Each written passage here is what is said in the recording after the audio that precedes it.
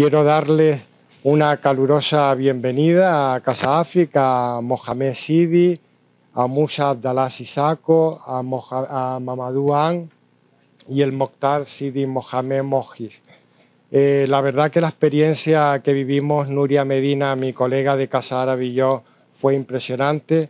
Nos abrieron sus estudios, nos abrieron sus centros de creación, nos sorprendieron, pero también abrieron sus propias casas y nos acogieron como familia. Por lo tanto, ha sido un viaje tremendamente entrañable del que nos sentimos muy felices y que esperamos repetir en un futuro.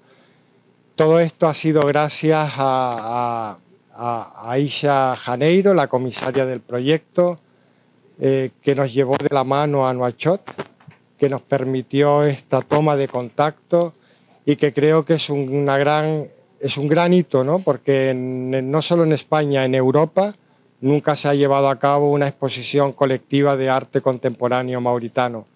Antes de pasar a la inauguración, a las 8 en el patio, que además podemos disfrutar de un bisab y un ginger natural, vamos a mantener esta mesa para conocer la realidad cultural, la realidad artística de Mauritania, pero también sobre todo el trabajo de estos 4 grandes artistas que nos acompañan hoy.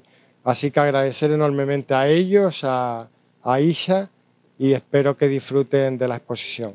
A las 8 nos vemos en el patio y habrán unas breves palabras institucionales del director general de Casa África y la directora general de Casa Árabe, que también nos acompaña esta noche. Muchísimas gracias, Juan. Me gustaría en primer lugar agradecer a los directores de ambas casas, José Clavel Segura, de Casa África, e Irene Lozano Domingo, y a los coordinadores de este proyecto, Nuria García Medina, que hoy no ha podido estar con nosotros, pero le envío un gran agradecimiento por todo lo que he aprendido tanto con ella como con Juan Jaime en este proyecto, y agradecer la presencia de estos 4 artistas que nos acompañan esta tarde. Tenemos con nosotros a Mohamed Sidi, aquí a mi lado, Musa Abdallah Sissako, Mamadou An y Mohis. Este proyecto, que ha sido muy bonito hasta ahora, que ha pasado por Madrid y por Córdoba, como ha dicho Juan Jaime, ha tenido varias actividades que le han acompañado, actividades de cine, con proyecciones de películas, largometrajes y cortometrajes, y también una residencia artística de uno de los artistas, Saleh Lo, que trabaja el hiperrealismo con abstracción. En la exposición que vais a poder ver después de esta mesa redonda, podéis apreciar uno de los cuadros que Saleh hizo durante su residencia artística en la sede de Casa Árabe de Córdoba, sobre el tema del mestizaje cultural de Mauritania. Y bueno, en esta mesa redonda,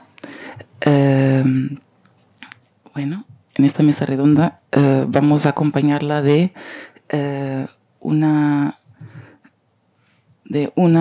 presentación con fotos de varias obras de los artistas que nos acompañan, para un poco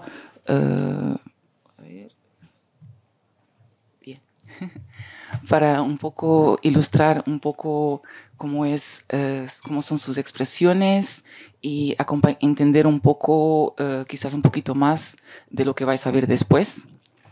Esta primera foto que tenemos es una foto de un fotógrafo que estuvo con nosotros en la inauguración en Córdoba, de Daouda Corera, que es un fotógrafo mauritano cuya serie, Everyday Nouakchott, es una serie fotografías hechas con el teléfono, con un iPhone, y presentan momentos, trozos de la vida en los varios barrios de Nouakchott. Y bueno, vamos a empezar con, aquí al extremo de la mesa, con el Mokhtar Sidi Mohamed Mohis, que es uno de los pintores pioneros de Mauritania. Es fundador, uno de los miembros fundadores de la primera asociación de artistas mauritanos, la MAP, y también un miembro fundador de la Maison des Artistes, que se considera como el primer espacio dedicado a la creación plástica en Mauritania.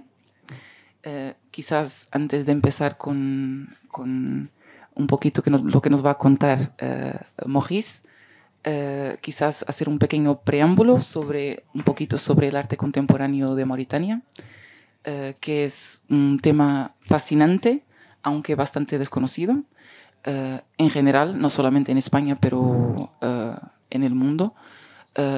Estas expresiones plásticas empiezan en Mauritania simbólicamente con una exposición en el Museo Nacional en 1979, en la cual estuvieron presentes dos de los artistas que aquí tenemos con nosotros, Mamadou Anne y Maurice.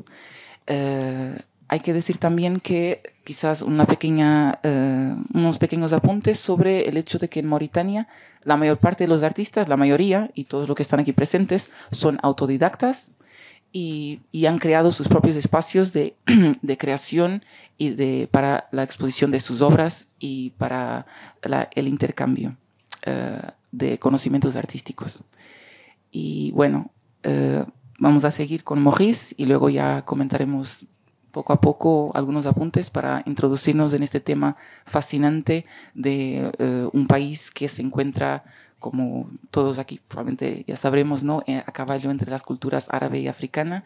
Y bueno, quizás Maurice puede empezar a contarnos un poquito sobre él mismo y sobre esta obra que tenemos, que es de sus inicios. Je vous remercie beaucoup.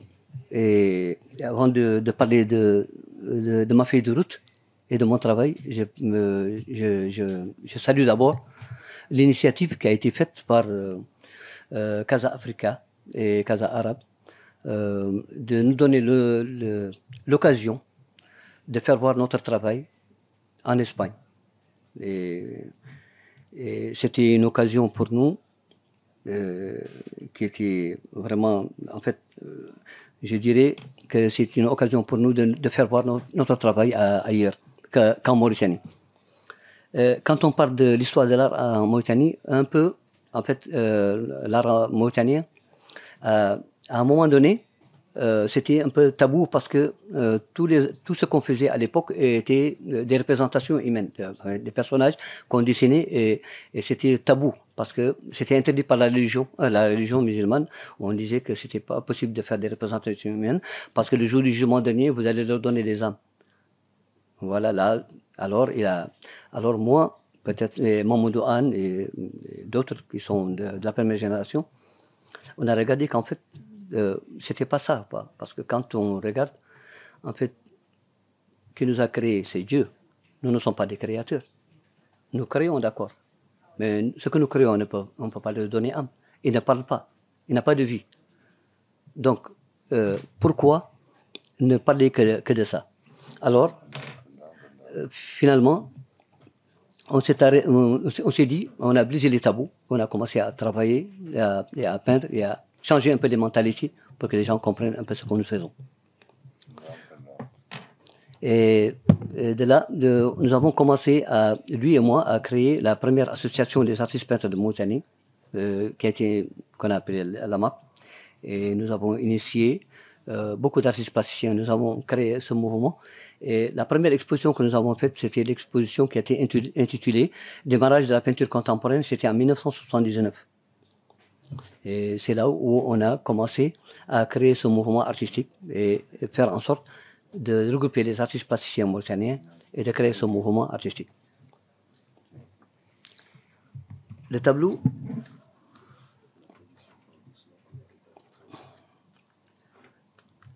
qui est devant vous, c'est un tableau que j'ai intitulé, en fait, c'est un tableau, j'ai été inspiré par l'école coranique. Parce que vous savez, l'école coranique, quand les élèves sont en train d'apprendre le Coran, ils ont chacun d'eux une tablette. Et à la fin, quand ils finissent, ils arrangent très mal leur tablette, le Coran. Et je me suis dit, pourquoi ne pas travailler sur ça? Après, en même temps, des versets, je n'ai pas choisi des versets précisément, mais j'ai fait des versets coraniques comme ça, sans choisir des versets qui ont une signification exacte. J'ai fait tout simplement des versets coraniques dans des tableaux pour montrer la façon dont les tablettes se posent, mais de manière désordonnée par les enfants quand ils finissent leur cours, en fait, l'école. Je passe à la prochaine. Ce tableau représente la beauté de la femme parce que, vous savez, la femme mauritanienne, elle aime beaucoup les bijoux. J'ai représenté ici 2 femmes mauritaniennes qui sont assises. Et vous savez toujours, en fait, en Mauritanie, les gens aiment beaucoup. Ils ne regardent pas la beauté. La beauté, je veux dire la beauté du visage et la beauté du corps. Et ils sont tous plus concentrés sur les pieds de la femme parce que la femme, la beauté se trouve dans les pieds de la femme.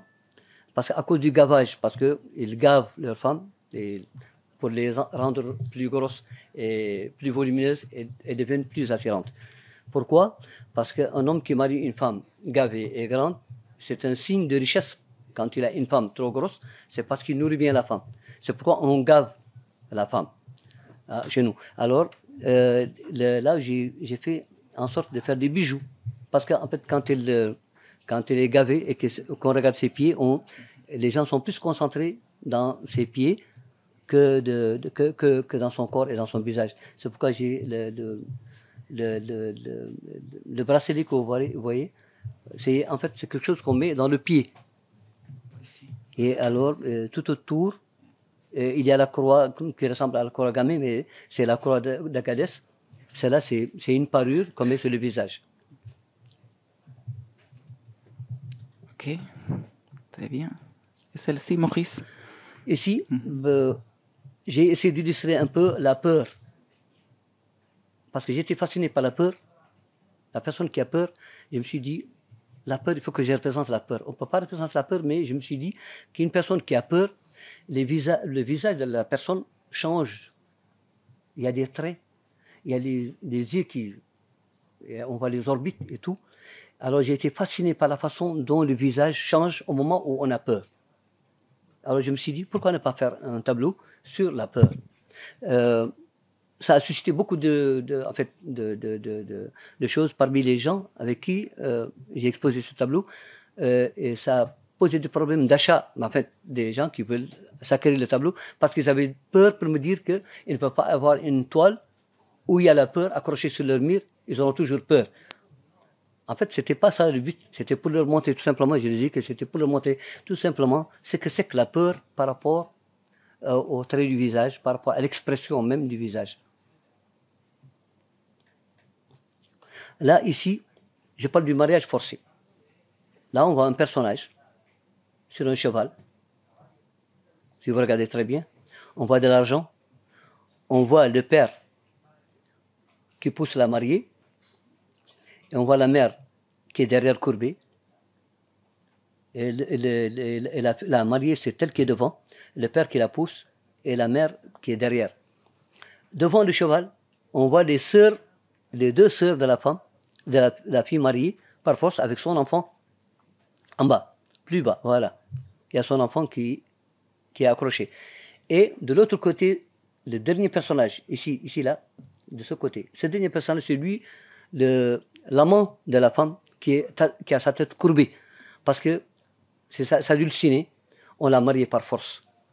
En fait, pour faire ce tableau, je me suis posé la question, c'est justement du mariage forcé qui se trouve. Je me suis dit, pourquoi on force des femmes à se marier, et alors qu'on doit leur donner le droit de choisir qui elles veulent. Mais on ne doit pas les forcer à se marier avec ce qu'elles ne veulent pas et qu'elles n'aiment pas. Ici, là, j'ai intitulé le tableau SOS Dauphin.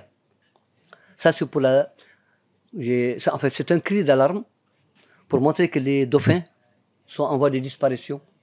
Et que, voilà, j'ai présenté quelques personnages avec un dauphin qu'ils ont pris de la mer pour essayer de le sauver, de le soigner. Alors c'est un cri d'alarme un peu pour la sauvegarde de l'espèce qu'on appelle les dauphins. Ici, là, je suis en train de travailler, j'étais sur un chantier d'un tableau qui a été intitulé Shingiti, 1000 ans d'histoire.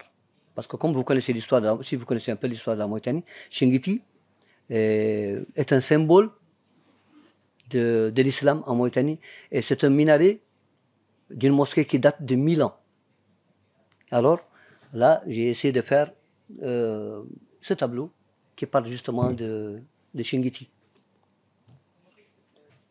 Les tableaux qu'on a vus jusqu'à présent, les premiers c'était de 1991, Exactement. si je ne m'équivoque pas. C'est plusieurs étapes. Et ceux-ci sont plus récents, non? Voilà, ceux-ci sont plus récents.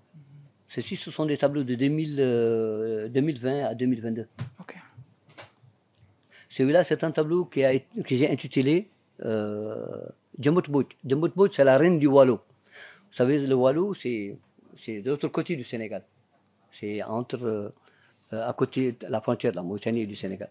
Et ça, il y a une grande histoire. C'est une femme qui était une reine, mais une reine guerrière, qui a combattu contre l'émir du Trarza, un émir qui était de l'autre côté, enfin du côté de la Mauritanie.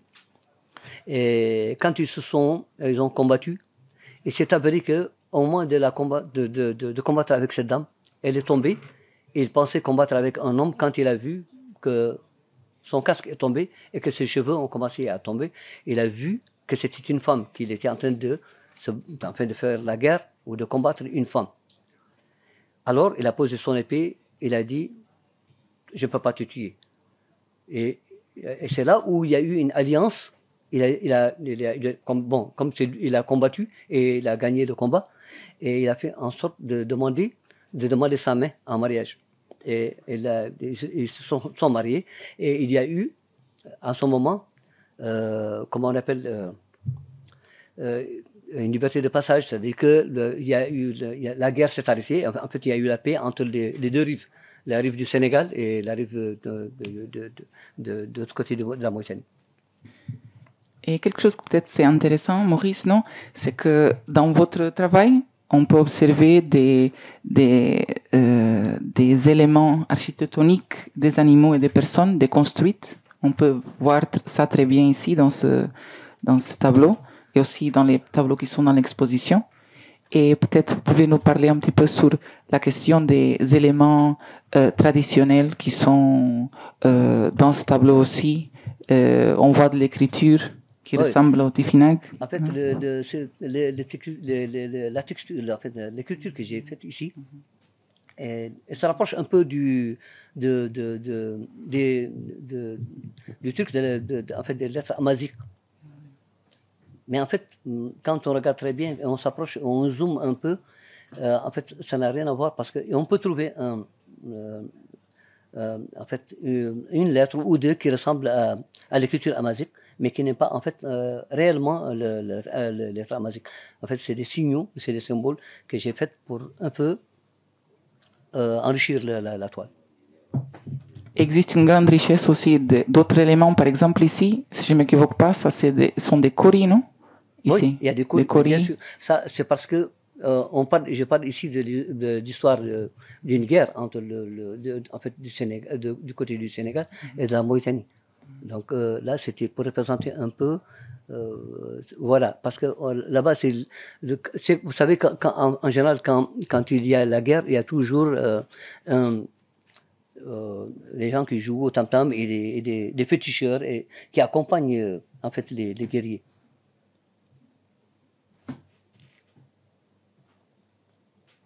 Ça, c'est un tableau que j'ai intitulé l'Exode. Ce tableau, il a été choisi par le Haut Commissariat aux droits de l'homme pour la couverture du livre, de la brochure qui sera faite sur les droits de l'homme en Mauritanie, sur l'esclavage.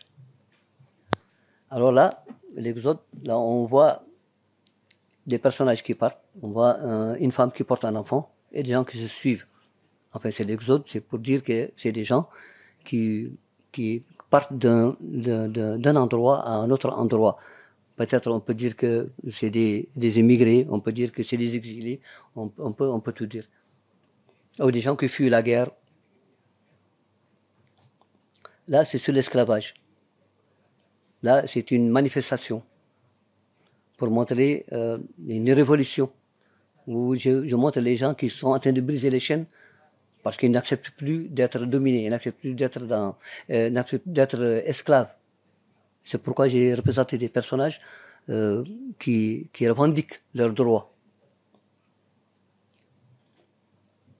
Et on voit dans votre travail que ça, c'est les dernières œuvres que vous avez faites, n'est-ce pas? Ça, c'est les dernières œuvres de 2022, oui. Est-ce que vous croyez que ça commence à être un peu plus minimaliste que les autres, un peu plus stylisé et plus minimaliste, sans moins d'éléments? En fait, j'ai choisi plus ce style parce que, en fait, c'est de l'architecture, si tu veux, c'est de la sculpture par la peinture, mais pas la sculpture proprement dite en relief, mais c'est la sculpture carrément à plat dans la peinture. Très intéressant, merci beaucoup Maurice. Maintenant, je vous remercie pour vos explications et on va passer, on a le temps très précis pour continuer. Donc on continuera avec Mamadou Anne. Mamadou Anne qui est aussi un des artistes pionniers de l'art contemporain mauritanien et qui a aussi été présent à la première exposition de peinture contemporaine de la Mauritanie, démarrage de la peinture contemporaine mauritanienne au Musée national en 1979, et qui va nous conter un petit peu sur lui-même et sur les œuvres qu'on va voir. Celle-ci, vous voyez bien ici? Plus ou moins. Plus ou moins? Oui, c'est pas compliqué pour moi. Parce que c'est une répétition dans mon travail, donc pour confirmer ce que j'ai envie vraiment de véhiculer comme information. Moi, je suis un artiste qui est beaucoup fasciné par la thématique de l'eau. Pourquoi? Parce que je suis un enfant de la vallée des fleuves.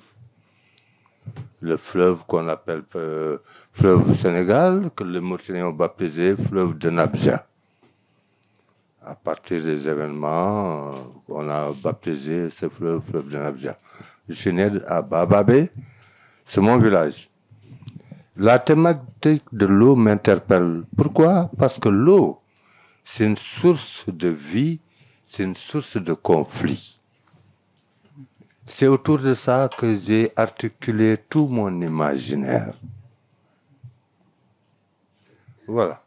Donc, je parle sur mes toiles de l'harmonie entre l'être humain et la nature animale, l'harmonie entre les êtres humains, la notion de partage, la notion de vivre ensemble, la notion de faire ensemble.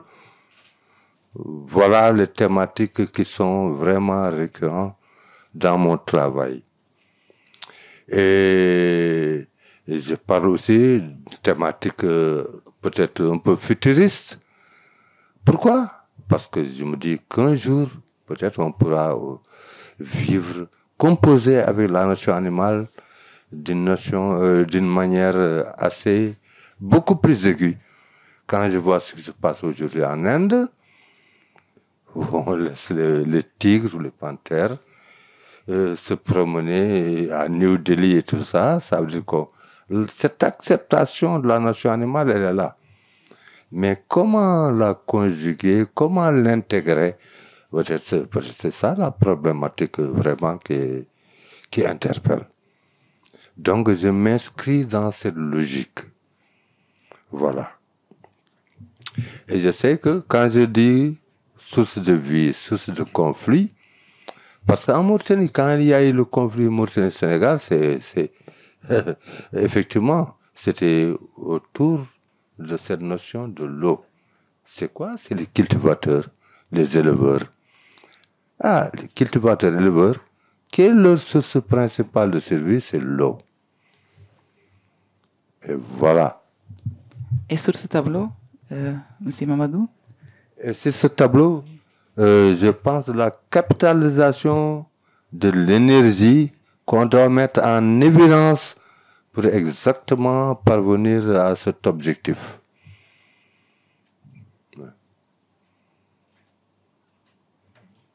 Vous voyez bien? Oui, je vois très bien. Et là, je l'ai intitulé Harmonie. Harmonie, symphonie, tout ce que vous voulez, voilà. c'est le faire ensemble, c'est le vivre ensemble. Voilà, moi, comme je vous ai dit, je suis en répétition, répétition parce que je veux confirmer à tout moment mes propos, mon signal, mon information. Et j'insiste là-dessus. Et je suis prêt à le répéter 1000 fois pour que le message passe. Et vous vous considérez un griot visuel, non? Non, je suis un griot plastique. Ça, moi, de mon point de vue, j'ai plus à le démontrer parce que je m'inscris dans cette logique. Je suis griot plastique, je suis un compteur d'images. Je mets en évidence des mélopées sur la toile. Je mets en évidence des rythmes sur la toile. Je mets en évidence des symphonies sur la toile. Je raconte des histoires, des contes, des légendes et tout ça. Kane Massini, bon, la série que j'ai exposée en fait partie. Comme dans cette série, vous verrez, par exemple, le pacte entre le Noro c'est le caïman, et Sambagela Djeji. Pourquoi? Parce que, en demandant l'histoire quelque part au Tagan, il fallait chaque année donner en offrande une très belle fille pour que le village puisse puiser de l'eau. Vous voyez, donc, je reviens toujours sur cette thématique de l'eau. Et alors, quand Sambagela Djeji est venu au village, il a demandé de l'eau. Il dit, oh, mon ami, on ne peut pas t'offrir de l'eau parce qu'il n'y a plus de réserve d'eau. Et bien, pourquoi? Mais il y a un fleuve ici, il y a une mare et tout ça. Oh, parce qu'il y a un caïman qui... Alors, il faut donner en offrande une belle fille pour qu'il nous laisse puiser chaque année. Alors, Sambagela Djeji va demander à la fille du chef du village de l'accompagner, parce que c'est la fille du chef du village qu'on devait donner en offrande. Accompagner à la rive. Quand ils sont venus à la rive, dans la légende, on dit que Sambagela Djeji a tué le caïman, et puis voilà, pour permettre au village de puiser de l'eau. Mais moi, dans ma narration, non. Sambagela Djeji ne va pas tuer le caïman. Il va signer un pacte avec le caïman. Voilà, il va dire au caïman, écoute, moi, je vais bénir la mare. Tu vas toujours avoir des poissons pour te nourrir, mais en contrepartie, tu laisseras les villageois puiser de l'eau. Donc, moi, c'est pour toujours raisonner à cette notion de l'écosystème, voilà, de l'écologie et tout ce que vous voulez. Voilà, donc, ce pacte, c'est moi-même qui l'ai initié quelque part, par rapport à la légende, voilà. Est-ce que vous voulez ajouter sur ce tableau, parce que le caïman, je crois que c'était ceci, non? Oui. Et celle-ci? Oui, mais comme je dis, c'est une logique. Bon, la sensibilité, elle existe entre êtres humains, entre toi et moi, entre l'autre et l'autre, mais il y a une autre sensibilité, c'est entre l'être humain et la notion animale. Oui. Quand je vois, par exemple, des individus qui séquestrent des personnes, alors, pendant que d'autres individus caressent leur chat, alors là, ça ne fait que m'interpeller. L'autre, il séquestre des personnes et l'autre, il cajole son chat, il le caresse et tout ça, voilà. Il l'alimente bien et tout ça, mais c'est extraordinaire. Là, vraiment, moi, ça me fascine.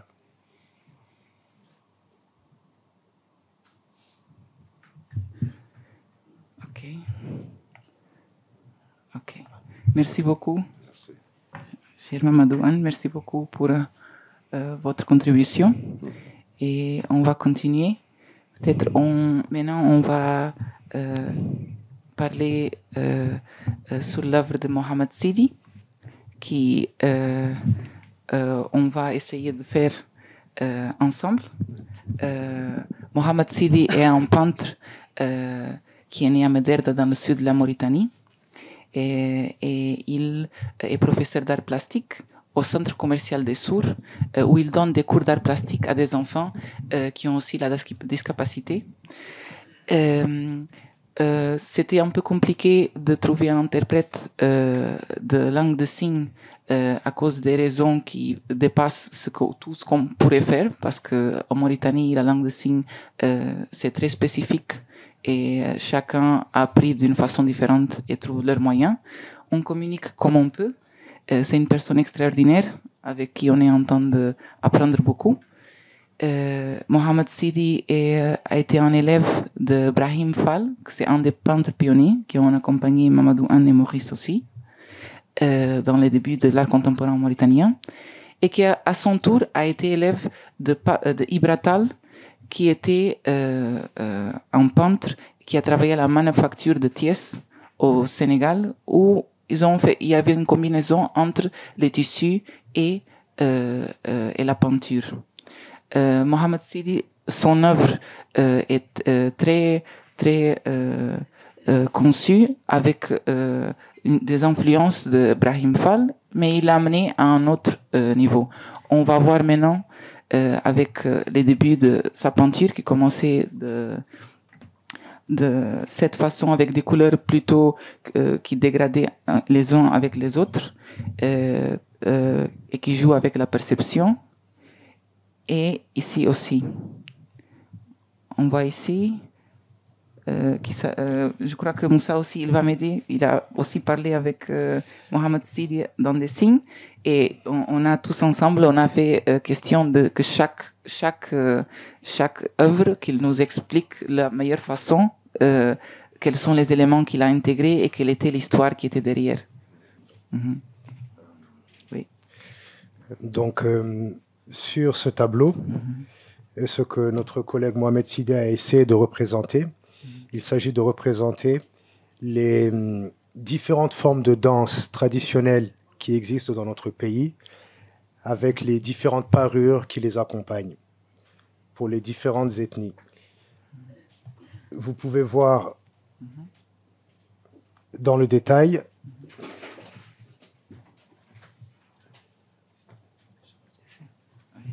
sur le premier, voilà. Non, tu n'as pas besoin de zoomer. Des zooms. Tu n'as pas besoin de dézoomer. Voilà.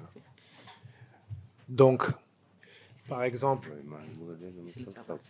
vous pouvez voir ici un instrument de musique traditionnelle qui est l'équivalent d'un petit tambour que généralement on tient sur le côté pour jouer de la musique. Et à d'autres niveaux, vous pouvez apercevoir, comme ici,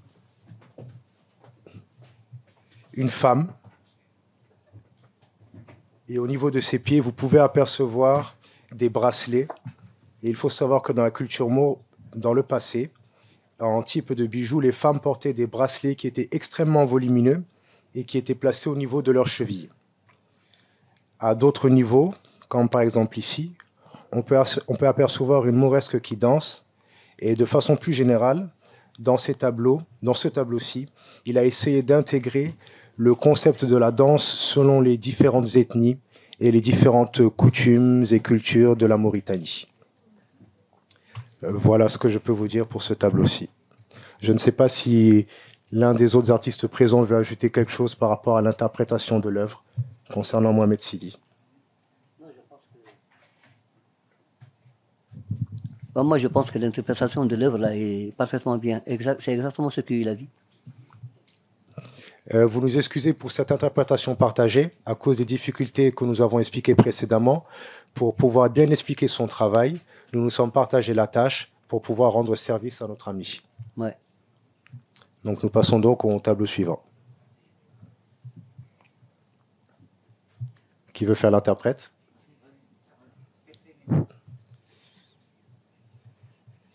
Alors, ce tableau-ci, vous pouvez voir, comme sur la plupart de son œuvre, en fait, que l'univers de Mohamed Sidi est fortement imprégné de l'univers maritime. Étant donné qu'il est quelqu'un qui a grandi dans une ville côtière et qu'il a passé beaucoup de temps dans son enfance à regarder les pêcheurs ramener le poisson et toutes les scènes de vie qui encadrent la vie de la pêche traditionnellement telle que nous la connaissons, ce sont ces scènes-là qu'il prend et qu'il réinterprète de différentes façons. Ici, vous pouvez donc apercevoir le type de volatile que nous avons typiquement en Mauritanie, et tout ceci imbriqué avec les poissons et également des formes de silhouettes. Mais rappelez-vous, nous sommes toujours dans la thématique de la pêche, à savoir aussi bien les animaux que les êtres humains dans leurs activités. Tout ceci vu à travers son prisme. Je ne sais pas si quelqu'un veut ajouter quelque chose. Très bien. On passe donc à la suite.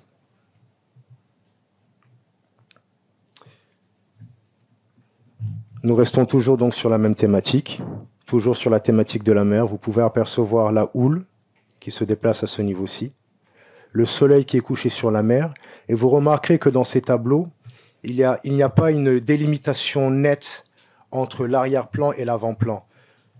J'en veux pour preuve que lorsque vous regardez le fond, vous apercevez les bâtiments, des ouvertures qui vous font penser à des alcôves, à des fenêtres. Mais tout ceci est confondu au niveau de la ligne d'horizon, et vous avez toute la vie maritime qui se passe à l'avant. C'est un peu comme si on avait le ciel et la mer qui se rejoignaient sans que l'on ait une séparation nette et franche. Cela peut également vous faire penser à un prisme, un peu à l'image des... Comment est-ce que vous dites déjà?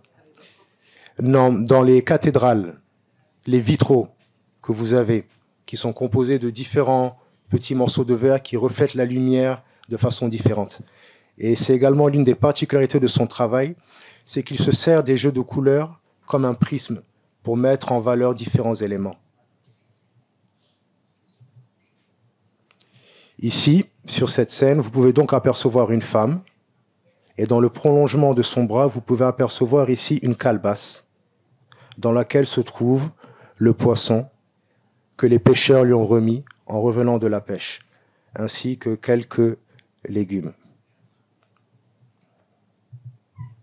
Et aussi sur l'intérieur, il y avait aussi la question des habits, non, de la femme.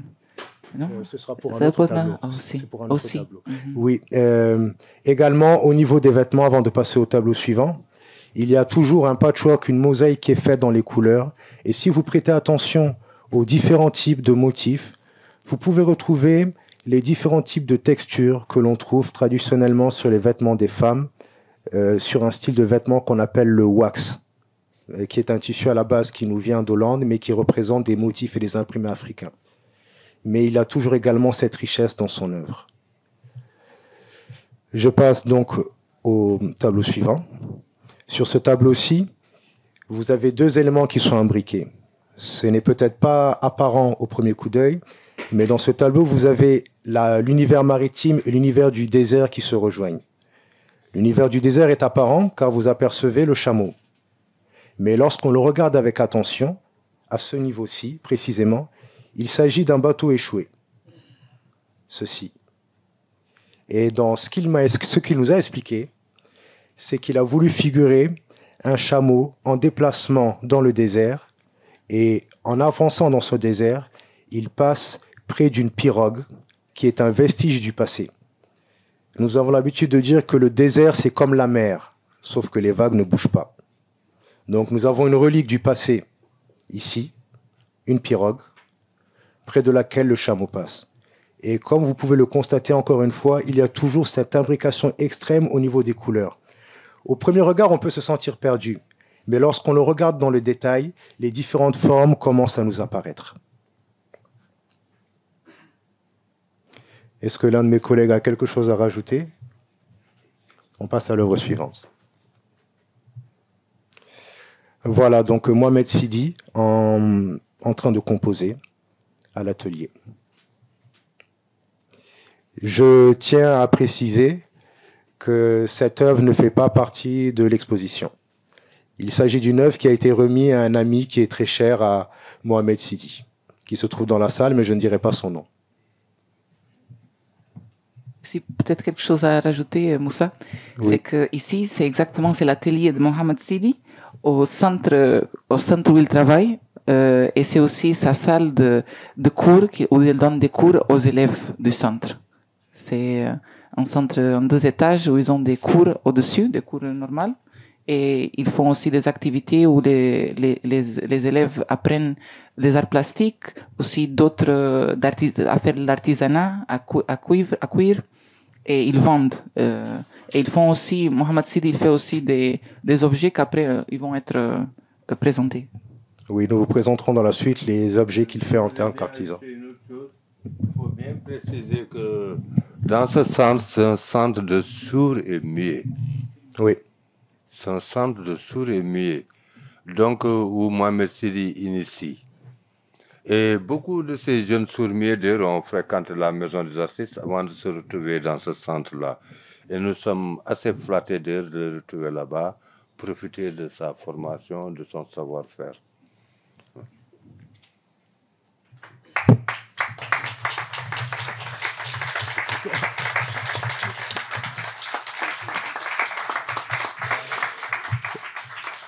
Alors, nous voici donc face au tableau suivant.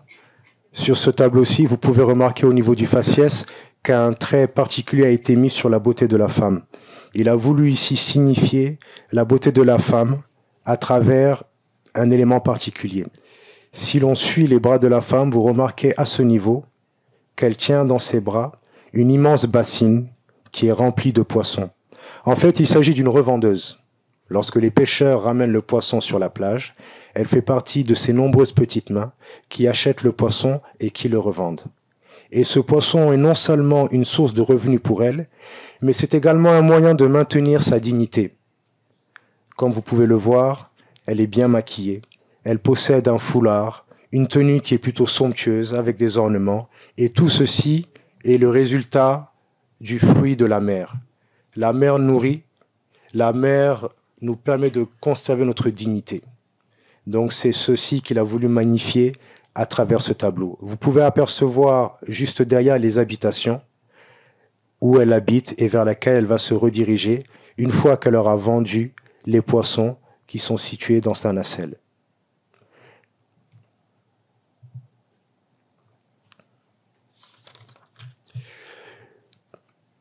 Cette image, par rapport à l'image précédente, prend le contre-pied, dans le sens où vous avez ici une mère et ici son enfant. Que font-ils? C'est un peu comme en Europe sur les marchés des fruits et légumes. Vous savez, lorsqu'on fait le marché, ceux qui ont de l'argent viennent acheter leurs légumes. Et pour ceux qui n'ont pas les moyens, quand tout le monde est parti, on ramasse ce qui reste par terre et on essaie d'en faire un plat décent. C'est la même chose avec la mer. Il y a ceux qui ont les moyens et ceux qui n'en ont pas. Dans le cas présent, cette femme et son enfant récupèrent les poissons qui restent après la vente pour essayer de faire un repas avec et de retourner chez eux. Et c'est pour cela que le regard est dirigé vers l'habitation. Est-ce que l'un de mes collègues a quelque chose à ajouter? On continue. Alors, ce tableau-ci peut vous sembler différent par rapport à ce que vous avez vu précédemment, mais cela illustre juste la richesse du style de notre confrère. Ce tableau était une commande d'un avocat qui voulait un tableau sans visage. Et donc, parmi les différents styles qu'il possède dans sa palette, vous pouvez apercevoir ceci. Autant dans les autres tableaux, vous pouvez apercevoir un patchwork, une mosaïque de couleurs, autant on peut être étonné. On pourrait presque même penser qu'il ne s'agit pas du même artiste, mais il s'agit toujours bien de Mohamed Sidi. Nous allons voir un exemple dans la suite. Voilà. Ici, il s'agit d'un triptyque lié au domaine toujours de la justice. Je précise que ces œuvres sont en cours, elles ne sont pas abouties. L'œuvre précédente n'avait pas de visage car c'était la volonté du client. Mais pour ces œuvres-ci, qui sont en cours, il y a des visages qui sont prévus. Et il a également tenu à représenter sur ces tableaux différentes composantes de la société. L'un des personnages appartient à l'ethnie maure, l'autre personnage appartient à l'ethnie peul, et le dernier personnage, celui du centre, est destiné à devenir une femme. La justice à travers le prisme de la société. Également, vous pouvez remarquer dans le tableau précédent, ce tableau-ci, que vous voyez, j'avance un peu, voici son origine. Au départ, c'était comme ceci. mais lorsque l'on avance dans la finition, il devient comme cela. Est-ce que l'un de mes collègues a quelque chose à ajouter? Moi, j'ai quelque chose à ajouter. Et je vais vous le dire parce qu'à l'origine, quand Mohamed Sidi a commencé à peindre à la Maison des Artistes, il était dans le paysage. Quand nous avons eu à réaliser la fresque que nous avons intitulée Bilal Singiti Horizon 2000, qui est aujourd'hui à la présidence de la République, là, c'était en sorte pour manifester la diversité culturelle de la Mauritanie. Donc, de ce point de vue-là, il a été captivé par cette notion-là de diversité culturelle. Et à un moment donné, nous l'avons supplié quelque part à éclater cette notion-là pour trouver sa propre identité culturelle, mais tout en gardant cette marge. Voilà l'histoire. Merci.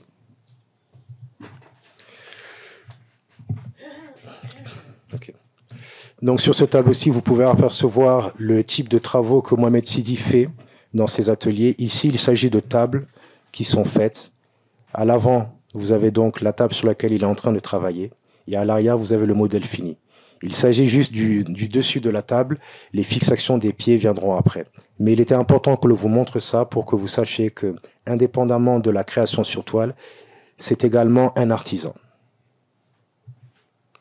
Voici un autre exemple de ce qu'il fait. Ce sont des chaises qui sont faites pour des enfants et qui, à la base, si je ne me trompe pas, sont une commande qui lui a été faite par une ONG. Il faut savoir que dans cette école de sourds et de muets, lié à cela, ils ont également créé un centre commercial des sourds et muets. Et à travers cette structure, les sourds et muets font des créations qui sont revendues et le bénéfice revient à l'association qui permet de continuer à faire un travail de qualité. Nous avons un autre exemple. Il s'agit toujours du travail de Mohamed Sidi. Il s'agit de chaises qui sont faites pour les enfants et qui ont été entièrement réalisées par lui. Et ce qu'il fait en termes d'artisanat rencontre un franc succès dans notre pays. Pareil, ici il s'agit d'une corbeille à papier qui est produite par la même structure sur son initiative. Et dans la représentation, vous pouvez apercevoir ici un berger peul. Traditionnellement, les bergers peuls déambulent et pendant que le bétail pâture, le berger porte son bâton au-dessus des épaules. En voici un autre exemple. Sur ce tableau-ci représente une scène du retour de la pêche. Les bateaux que vous voyez ici sont déjà à quai. Ils sont garés près des hangars. Il s'agit d'une scène de vie qui représente la fin de la pêche. Nous sommes à quai et voici l'endroit où les bateaux vont passer la nuit. Les travailleurs s'en vont pour revenir le lendemain. Sur ce tableau-ci, vous pouvez apercevoir un vendeur ambulant qui transporte avec lui des bouilloires, des ustensiles en plastique. Il en a plusieurs et il déambule accompagné d'un grand sac pour les vendre. Ici, vous avez un personnage qui a acheté une bouilloire.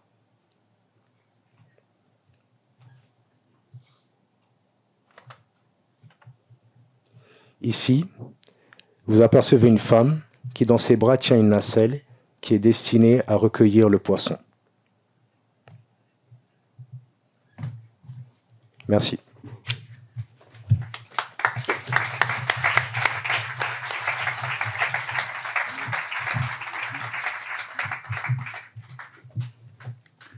Merci beaucoup, Moussa, pour cette merveilleuse description.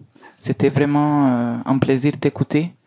Et j'avoue tout ce que tu as dit sur l'œuvre de Mohamed Sidi. Et maintenant, on va passer avec ton œuvre. Moussa Abdallah Sissako est un metteur en scène, chanteur, compositeur mauritanien, né à Paris. Et peut-être je te laisse présenter, comme tu es quelqu'un qui sait très bien utiliser la parole. Je te laisse présenter. Oui. Donc, bonsoir, je m'appelle Moussa Abdallah Sissako. Il y a une différence entre mes amis et moi. Mon premier instrument, c'est ma voix. Le second, c'est mon stylo. Et le troisième, c'est ma capacité à réunir autour de moi des gens pour réaliser des projets.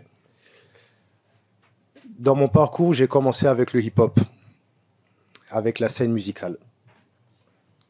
Voilà, ça c'est un exemple d'un festival hip-hop fait en France, dans la ville de Toulouse, en 2003. Comme j'essaie de vous le dire, voilà, mes premières expériences artistiques viennent de la musique. J'ai commencé en tant qu'artiste musical.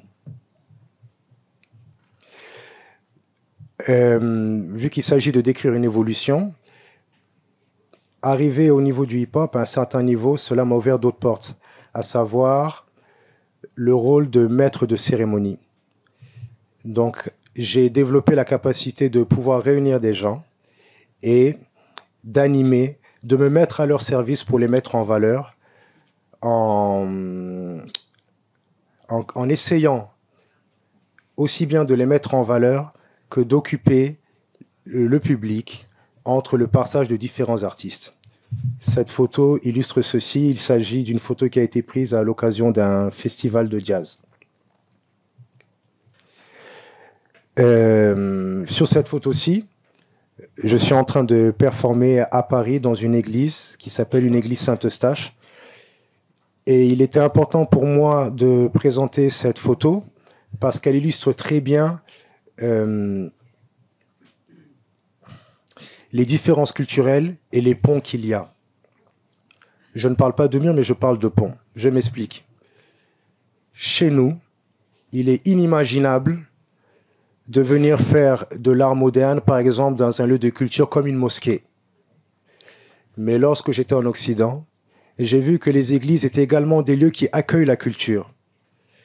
Et personnellement, ce jour-là, je n'étais pas à l'aise parce que je me demandais est-ce que je n'étais pas en train de friser le sacrilège.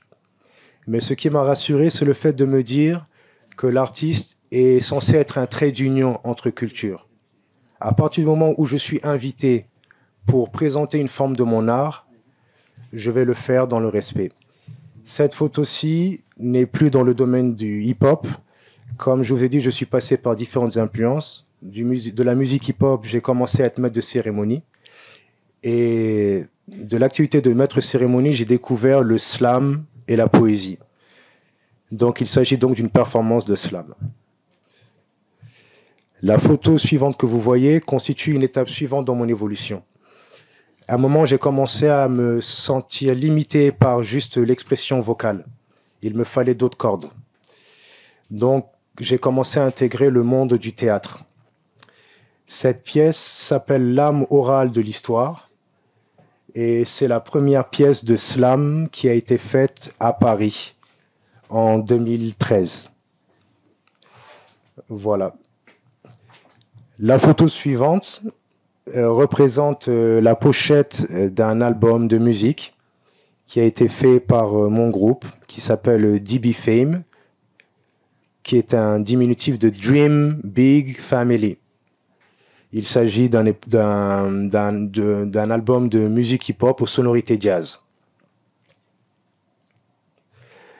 La photo suivante est la pochette d'un autre album qui est issu d'une collaboration que j'ai faite avec un artiste caribéen. Et dans ce concept, nous essayons d'allier la musique hip-hop et la musique reggae. Cette photo suivante, toutes ces photos que je vous montre, c'est un peu pour vous montrer un peu ce voyage que l'artiste essaie de faire dans différents styles musicaux pour se créer une empreinte. Voilà, ici, il s'agit d'un clip vidéo et d'un court-métrage, une collaboration avec une artiste de musique électronique et de jazz qui s'appelle Lucie Chikri. Et l'histoire de cette chanson, c'est que nous nous sommes inspirés de contes issus de la tradition chinoise. Il existait un monsieur qui s'appelle Xuanze et qui raconte qu'un jour, il a fait un rêve. Il a rêvé d'un papillon.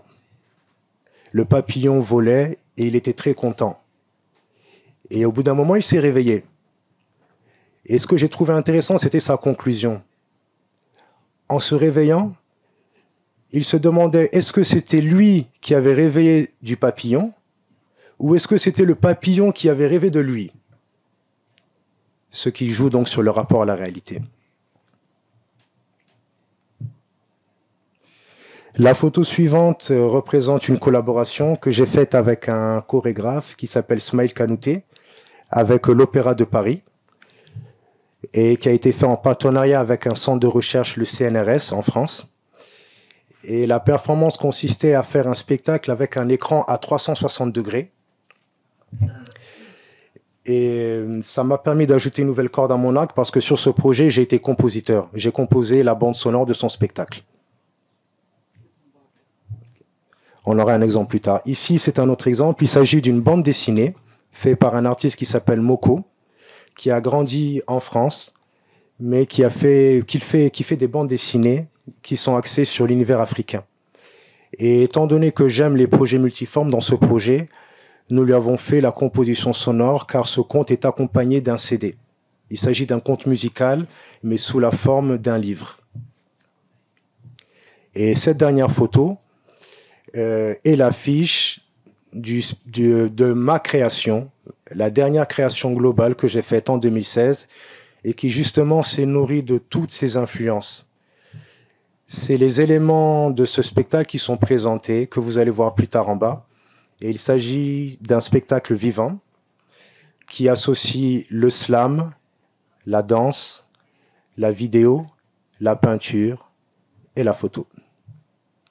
Merci.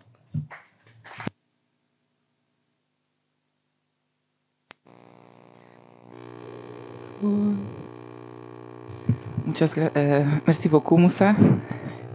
On va terminer peut-être avec un petit vidéo que Moussa voulait bien nous montrer, non? Moi, j'ai bien insisté, j'aime beaucoup. Sur le spectacle qu'il a travaillé, il a collaboré en tant que créateur de la bande sonore de Ismaïl Kanouté, qui a été présenté à Paris. Non?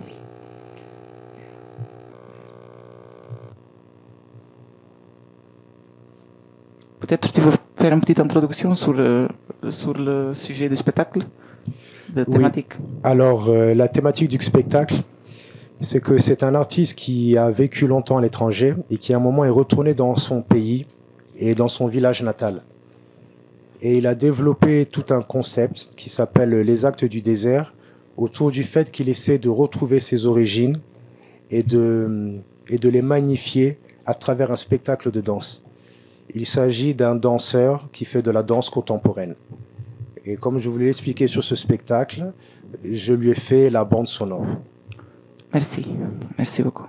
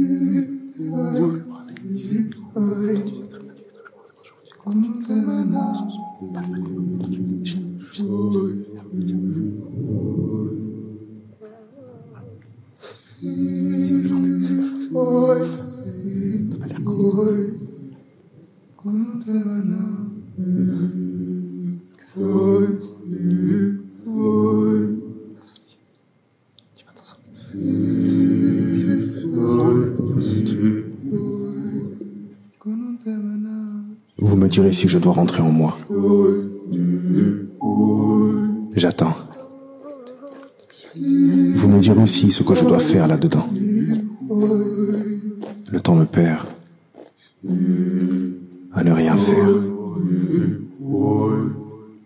J'attends que tout cela cesse. Petite fichaise, petits émois là-dedans. Coin de conversation, aux quatre coins d'une antichambre. Petit, petit, petit coin de séparation, où l'on traite d'une réparation. l'autre. Instinct du parlementaire, yes, prompt à l'instant. Relève de la garde qui pense de haut de omniré. Et puis, reste. Reste. Reste. Idoine qui vive et vaille. Langue en torchis pour soubrette.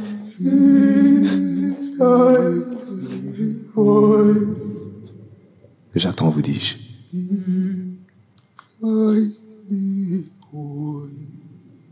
Lorsque le vent du désert a soufflé sur nos signes, nous avons émigré vers d'autres lieux.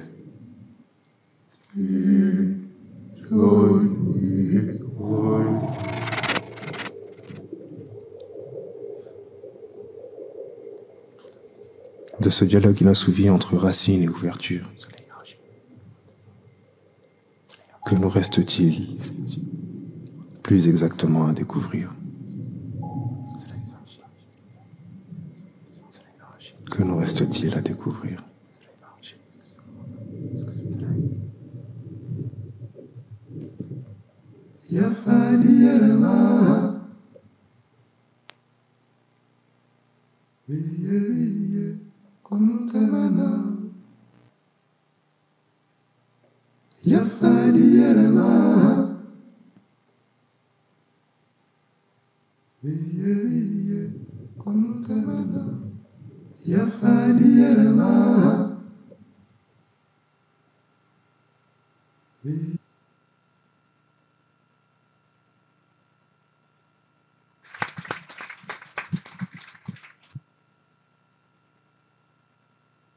Sí. Muchísimas gracias, Mohis, Mamadou, Musa, Mohamed. Ha sido un placer contar con ustedes en este final de viaje, de momento. Aisha, muchísimas gracias por acompañarnos y por permitirnos conocer a esta maravillosa gente y el arte de Mauritania.